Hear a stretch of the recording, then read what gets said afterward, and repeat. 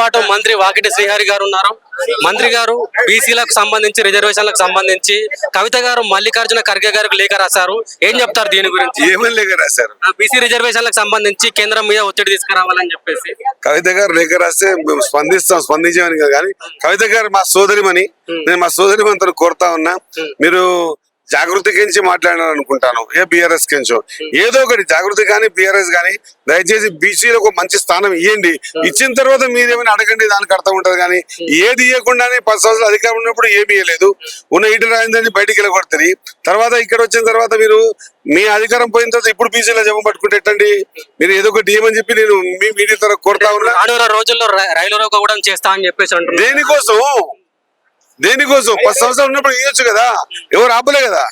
తమ అధికారం ఉన్నప్పుడేమో ఇయ్యరు, తమ అధికారం లేనప్పుడు రైలు రోక్తా ఎయిర్ప్లేన్ రోక్తా అంటే ఎట్లయితుందండి? కాదు కదన్నా. సో అంటే రానున్న రోజుల్లో స్థానిక సంస్థల ఎలక్షన్ రాబోతున్నాయి. ఎటువంటి కార్యాచరణ తీసుకోబోతుంది కాంగ్రెస్ పార్టీ? కాంగ్రెస్ పార్టీకి ఎలక్షన్లు కార్యాచరణ కొత్త నాన్న.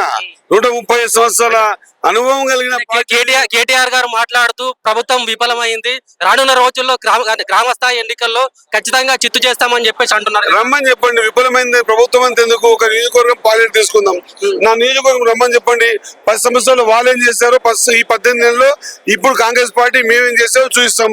అప్పుడు చెప్పమని చెప్పండి, విఫలమా సఫలమా. Thank you.